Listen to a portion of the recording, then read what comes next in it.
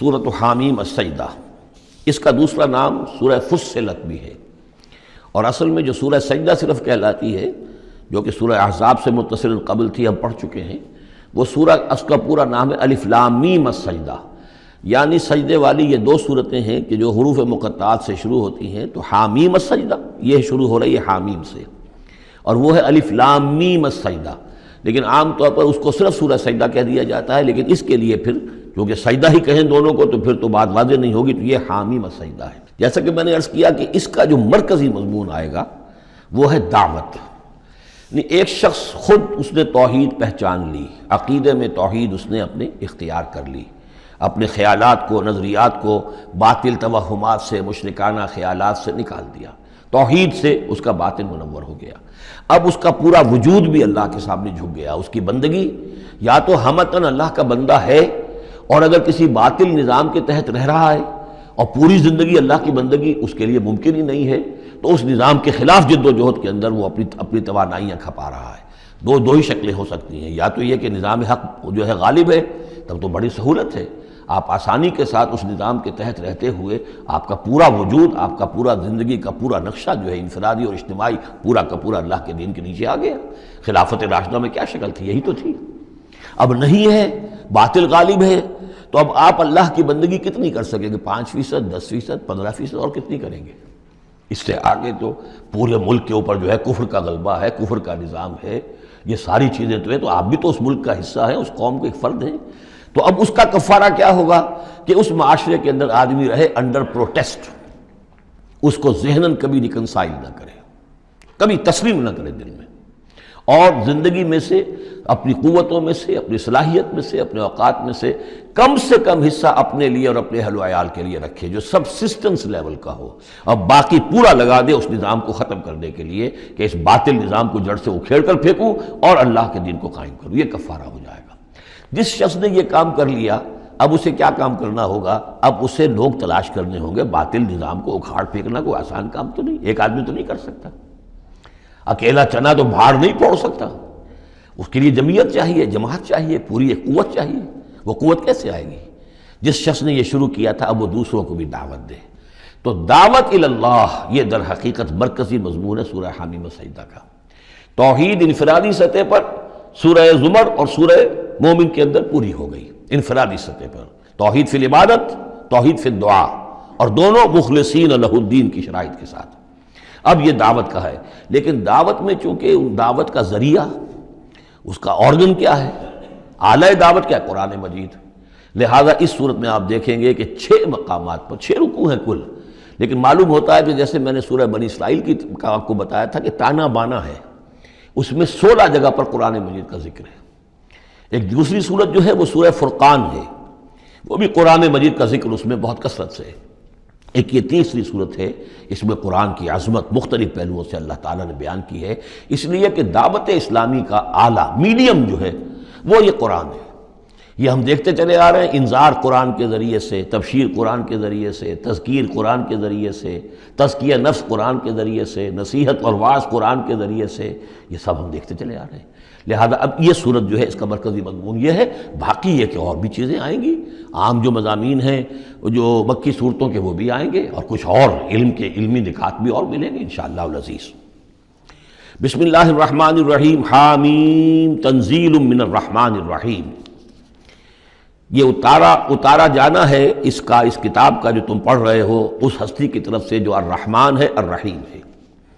جس کی رحمت ایک ٹھاٹھے مارتے ہوئے سمندر کے مانند بھی ہے، اور جس کی رحمت میں دوام اور تسلسل بھی ہے۔ کتاب فصلت آیاتہ، یہیں سے اس کا دوسرا نام جو ہے فصلت، سورہ فصلت۔ یہ ایک ایسی کتاب ہے کہ جس کی آیات جو ہیں خوب کھول کھول کر،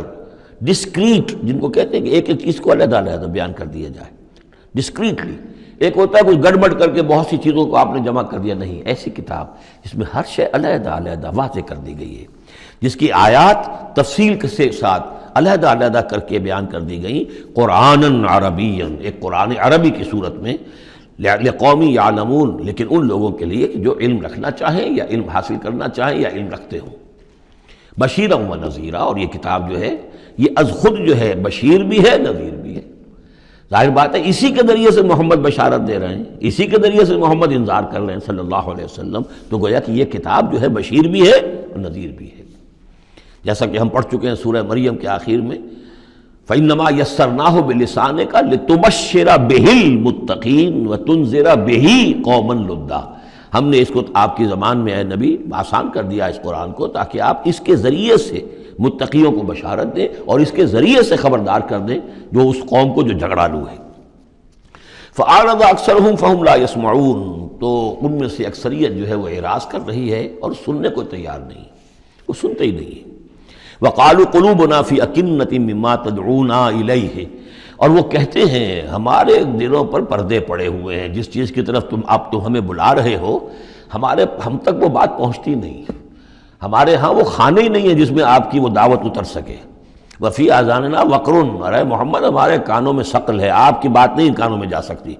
اب میں اس انداز میں کہہ رہا ہوں جس سے آپ کو پتہ چلے، جیسے وہ گستاخانہ انداز میں یہ باتیں کہتے ہوں گے، وہ ادب کے ساتھ، وہ تہذیب کے ساتھ وہ باتیں نہیں کہتے تھے، تو اس انداز کو سمجھنے کی ضرورت ہے کہ یہ جو آپ اپنے آپ کو ہلکان کر رہے ہیں، ہمارے دلوں پر غلاف ہے، پردے پڑے ہوئے، آپ کا یہ ساری محنت لا حاصل ہے، اور آپ ہمیں سنا رہے ہیں لیکن ہم نہیں سن رہے، ہمارے کانوں کے اندر ثقل ہے۔ وَبَيْنَنَا وَبَيْنَكَ حِجَابٌ، اور ہمارے اور آپ کے درمیان تو ایک پردہ حائل ہے۔ فَعَمَلْ إِنَّنَا عَامِلُونَ، یہ گویا کہ ان کی طرف سے چیلنج ہے، تو اے محمد تم بھی اپنا کام کرو، محنت کرو، کوشش کرو، زور لگا لو، تو ہم بھی زور لگا رہے ہیں، ہم تمہاری اس دعوت کو چلنے نہیں دیں گے۔ قُلْ إِنَّمَا أَنَا بَشَرٌ مِثْلُكُمْ، اب دیکھیے ادھر سے کیا ایروگنس ہے، کس طرح کا انداز ہے، اور یہاں حضور کیا فرما رہے ہیں، کہہ دیجئے میں تو بس ایک انسان ہوں تمہاری طرح کا، میں نے کوئی اور دعویٰ نہیں کیا، نہ خدائی کا دعویٰ کیا، نہ فرشتہ ہونے کا دعویٰ کیا۔ ہاں یہ ضرور ہے کہ یوحیٰ الیہ، اب میں کیسے انکار کر دوں، مجھ پر وحی آئی ہے، وحی کی جا رہی ہے مجھ پر، انما الہکم الہ واحد، کہ تمہارا الہ معبود ایک ہی ہے، ایک ہی اللہ۔ ان صورتوں کا چونکہ مرکزی مضمون یہ ہے توحید، لہذا آپ دیکھ رہے ہیں کہ شروع کے اندر اس کو نمایاں کیا جا رہا ہے۔ فاستقیموا الیہ، تو پس اسی کی طرف سیدھے رکھو اپنے رخ کو، واستغفروہ، اور اس سے استغفار کرو، جو خطائیں پہلے ہوئی ہیں، جو غلطیاں ہوئی ہیں، جو غفلت میں زندگی گزری ہے، جو شرک کے اندر اور کفر میں رہے ہو۔ وَوَيْلٌ لِّلْمُشْرِكِينَ، اور یقیناً بڑی تباہی اور ہلاکت ہوگی مشرکین کے لیے۔ الَّذِينَ لَا يُؤْتُونَ الزَّكَاةَ، وہ لوگ کہ جو اپنے آپ کو پاک کرنے کی کوشش نہیں کرتے۔ یؤتون الزکوٰۃ اگر مدنی صورت میں آئے گا تو زکوٰۃ ادا نہیں کرتے، یہ ہم کہیں گے وَالَّذِينَ لَا يُؤْتُونَ الزَّكَاةَ، لیکن یہ زکوٰۃ ایک نظام کی شکل میں تو جا کر مدینے میں آئی ہے، اس کا وہ نظام مکے میں تھا ہی نہیں، تو یہاں پر یہ اپنے لغوی معنی میں آئے گا، زکوٰۃ پاکیزگی، جو کوشش نہیں کرتے اپنے آپ سے تزکیہ نفس کا۔ الذین لا یؤتون الزکوٰۃ وہم بالآخرۃ ہم کافرون، اور آخرت کے وہ منکر ہیں۔ ان الذین آمنوا وعملوا الصالحات لہم اجر غیر ممنون، وہی سائملٹینیس کنٹراسٹ والا اسلوب، جب جہنمیوں کا ذکر آیا ہے، کافروں کا آیا ہے، بے شک وہ لوگ جو ایمان لائے اور جنہوں نے نیک عمل کیے ان کے لیے اجر ہے غیر ممنون، جو جس کا سلسلہ کبھی منقطع نہیں ہوگا، دائمی اجر ہے۔ قل اَإِنَّكُمْ لَتَكْفُرُونَ بِالَّذِي خَلَقَ الْأَرْضَ فِي يَوْمَيْنِ، ان سے کہیے نبی کیا تم کفر کر رہے اس ہستی کا جس نے زمین کو بنایا 2 دنوں میں، وَتَجْعَلُونَ لَهُ أَندَادًا، اور تم اس کے لیے مد مقابل ٹھہرا رہے ہو، ضد بنا رہے ہو، ند بنا رہے ہو۔ اب ظاہر بات ہے کہ حاکم اللہ ہے، اس کے بجائے تم حاکم کسی اور کو مان لو، اگر انڈیپینڈنٹ ہے، اگر اللہ کے حکم کے تحت وہ حاکم ہے تو پھر تو وہ خلیفہ ہے، پھر وہ حاکم نہیں ہے، پھر ساورنٹی نہیں ہے اس کی بلکہ خلافت ہے، وہ تو وائس جیرنٹ ہے، تو وائس جیرنسی تو اور بات ہے، وہ ٹھیک ہے، اللہ کے احکام کے اندر اس کے تابع ہو کر کوئی حاکم ہو، لیکن یہ کہ تم نے اگر کسی کو انڈیپینڈنٹلی حاکم بنا دیا، ساورنٹی کسی کے لیے، چاہے ایک فرد کے لیے اور چاہے عوام کے لیے، وہ گویا کہ اللہ کے مد مقابل ہو گئے۔ ذالک رب العالمین، وہ ہے تمام جہانوں کا رب، وجعل فیہا رواسیا من فوقہا وبارک فیہا وقدر فیہا اقواتہا فی 4 ایام، اور پھر مزید 2 دن اس نے لیے کہ اس میں ان پہاڑ بنائے، ان کو اوپر سے اس میں پہاڑ کو کے لنگر ڈالے، وبارک فیہا، اور اس میں برکات پیدا کی، وقدر فیہا اقواتہا، اور اس میں اس کی غذائیں اور خوراکیں پیدا کر دی اندازے کے مطابق۔ یعنی زمین کا بننا یہ خود اپنی جگہ ایک شے ہے، پھر زمین کے اندر یہ سارے چیزیں پیدا ہو جانا، اس کے اندر اس طرح کی یہ مٹی کا پیدا ہو جانا، اس مٹی کے اندر وہ ساری روئیدگی کا پیدا ہو جانا، صلاحیتیں پیدا ہو جانا، کبھی آگ کا کرہ تھا پھر ٹھنڈی ہوئی ہے، پھر کچھ ان آرگینک جو ہے وہ کمپاؤنڈز تھے صرف، پھر ہوتے ہوتے وہ آرگینک کمپاؤنڈز پیدا ہوئے ہیں اور اس کے اندر جو ہے وہ صورتیں پیدا ہوئی ہیں کہ جس سے کہ پھر زندگی کو سپورٹ کیا جا سکے۔ تو یہ ہوا 4 دنوں میں، یعنی 2 دن اور اس میں لگے۔ سوال اب یہ ظاہر بات ہے کہ یہ چیزیں رہیں گی ابھی تک، تاحال یہ بالکل آیات متشابہات میں سے، اس کی تفصیل کو ابھی ہم نہیں جانتے۔ سوال للسائلین، اور یہ ساری جو ہم نے اس میں رکھ دی ہے صلاحیت رویدگی ہے اور خوراک رکھ دی ہے تمہارے لیے، یہ سب کے لیے ہے برابر۔ اس میں یہ ہے کہ ہم نے کسی کے لیے کوئی خاص جو ہے اس میں وہ اضافی حصہ نہیں رکھا ہے۔ ثم استوى الى السماء، پھر وہ آسمان کی طرف متوجہ ہوا، وہی دخان، اور ابھی وہ ایک دھوئیں کے مانند تھا، یعنی ابھی اس کے اندر جو ہے وہ صورتیں پیدا نہیں ہوئی تھی 7 آسمانوں کی علیحدہ علیحدہ شکلیں، بلکہ جیسے کہ میں نے عرض کیا کہ جب بگ بینگ ہوا تھا تو اس کے بعد کیا تھا، ایک بہت بڑا گولا تھا، آگ کا گولا بہت بڑا، پھر یہ کہ اسی کے اندر سے پھر پھٹ پھٹ کر علیحدہ ہو کر جو ہے گیلیکسیز بننی شروع ہوئی۔ تو یہاں فرمایا کہ ہی دخان، وہ ایک دھواں سا تھا، فقال لها وللارض ائتيا طوعا وكرها، تو اللہ تعالیٰ نے اس سے بھی کہا جو وہ دخان کی شکل میں تھا وہ جو آسمان، اور زمین سے بھی کہا کہ چلی آؤ، تم دونوں چلے آؤ، چاہے اپنی خوشی سے، چاہے زبردستی، چاہے یعنی جبرن، ہمارا حکم ہے۔ قالتا اتینا طاعین، دونوں نے کہا کہ ہم حاضر ہیں پوری اپنی خوش دلی کے ساتھ، اپنی پوری دلی آمادگی کے ساتھ۔ فقضاہن 7 سماوات فی یومین، پھر ہم نے ان کو 7 آسمانوں کی شکل دی ہے 2 دنوں میں۔ تو یہ جو قرآن میں آیا ہے کہ ہم نے، اور یہ کئی مرتبہ آ چکا، گنتی تو میں نے نہیں کی ہے لیکن کم سے کم میں سمجھتا ہوں 10 مرتبہ تو آ ہی چکا ہوگا اب تک، کہ آسمان اور زمین کو پیدا کیا ہے 6 دنوں میں۔ یہ واحد مقام ہے کہ جہاں پھر اس کا ایک بریک اپ بھی دیا گیا ہے، اور اس میں ایک ترتیب سامنے آ رہی ہے کہ یہ جو سلسلہ پیدا ہوا ہے ہمارا، اس کے اندر زمین کی شکل بننا، پھر یہ 7 آسمان اس کے بعد وجود میں آئے ہیں، اور ان کو پھر 2 دنوں کے اندر اللہ تعالیٰ نے یہ شکل دی ہے۔ ابھی ہمیں جیسا کہ میں نے عرض کیا کہ ہم 7 آسمانوں کو ابھی نہیں جانتے، تو یہ 6 دنوں کا جو بریک اپ ہے، یہ ہمارا ایمان ہے کہ کبھی وقت آئے گا کہ سائنس وہاں پہنچ جائے گی کہ معلوم ہوگا کہ صحیح یہی سیکوینس بھی تھا اور یہی ترتیب بھی تھی۔ وَأَوْحَىٰ فِي كُلِّ سَمَاءٍ أَمْرَهَا، اور جب 7 آسمانوں کی شکل دے دی تو اللہ نے ہر آسمان میں وحی کر دیا اس کا حکم، اس کا امر، ہر آسمان میں کیا ہونا ہے یہ اس کے لیے اللہ نے وحی کر دیا۔ وَزَيَّنَّا السَّمَاءَ الدُّنْيَا بِمَصَابِيحَ، اور ہم نے وہ آسمان جو قریب ترین ہے زمین سے اس کو مزین کر دیا چراغوں سے، وَحِفْظًا، اور حفاظت کے لیے، اس لیے کہ وہیں سے در حقیقت پھر میزائل جو ہیں داغے جاتے ہیں ان شیاطین جن پر کہ جو کوشش کرتے ہیں ان سے آگے جا کر اور غیب کی خبریں حاصل کرنے کی۔ ذالک تقدیر العزیز العلیم، یہ اس ہستی کا بنایا ہوا اندازہ ہے جو زبردست ہے اور کل علم رکھنے والا ہے۔ فَإِنْ أَعْرَضُوا، پھر اے نبی اگر یہ اعراض کریں، فَقُلْ أَنذَرْتُكُمْ صَاعِقَةً، تو ان سے کہہ دیجیے میں نے تمہیں خبردار کر دیا ہے کوئی بہت سخت عذاب، کوئی بہت بڑی کڑک، مثل صاعقۃ عاد و ثمود، جیسے کہ وہ عذاب آیا تھا قوم عاد پر اور قوم ثمود پر، اذ جاءتہم الرسل من بین ایدیہم ومن خلفہم، جبکہ ان کے پاس رسول آتے رہے ان کے سامنے سے بھی ان کے پیچھے سے بھی، کیونکہ اب یہ پوری عرب کو ایک جو علاقہ تصور کر کے عاد اور ثمود ان سب کو لیا جا رہا ہے، تو نبی آئے، پے بپے آئے، رسول آئے۔ اللہ تعبدوا الا اللہ، اور سب نے یہی کہا کہ اللہ کے سوا کسی اور کی بندگی نہ کرو، کسی اور کی پرستش نہ کرو۔ قالوا لو شاء ربنا لانزل ملائکۃ، ہمیشہ انہوں نے یہی کہا، ہر قوم نے یہی کہا اللہ اگر چاہتا واقعی کسی کو بھیجنا تو فرشتے نازل کر دیتا۔ فإنما بما ارسلتم به کافرون، تو سن لو کہ جو چیز آپ دے کر بھیجے گئے ہیں اس کا تو ہم انکار کرتے ہیں، یعنی آپ اپنے خیال کے مطابق، اپنے دعوے کے مطابق جو چیز اللہ کی طرف سے دے کر بھیجے گئے ہیں ہم اس کا انکار کرتے ہیں۔ فاما عاد، تو عاد کا کیا حشر ہوا، جہاں تک عاد کا معاملہ تھا، فاستکبروا فی الارض، انہوں نے زمین میں بہت تکبر کیا بغیر الحق، ناحق، وقالوا من اشد منا قوہ، اور انہوں نے کہا کون ہم سے بڑھ کر ہے طاقت میں۔ اولم یروا ان اللہ الذی خلقہم هو اشد منہم قوہ، کیا انہیں یہ معلوم نہیں تھا، کیا انہوں نے غور نہیں کیا تھا کہ وہ اللہ جس نے انہیں پیدا کیا ہے کیا وہ بھی ان سے بڑھ کر نہیں ہے طاقت میں؟ کوئی اور انہیں قوم نظر نہیں آ رہی تھی اس وقت کہ جو ان سے بڑھ کر ہو طاقت میں، لیکن ایک ہستی تو تھی نا۔ وَكَانُوا بِآيَاتِنَا يَجْحَدُونَ، اور وہ ہماری آیات کا انکار کرتے رہے۔ فَأَرْسَلْنَا عَلَيْهِمْ رِيحًا صَرْصَرًا فِي أَيَّامٍ نَحِسَاتٍ،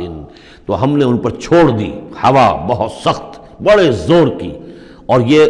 جو مصیبت کے دن تھے، نحوست کے دن تھے، فی ایام نحسات، ان میں 7 لیال و 8 ایام، دوسری جگہ آئے گا یہ کہ اس وہ جو آگ یہ جو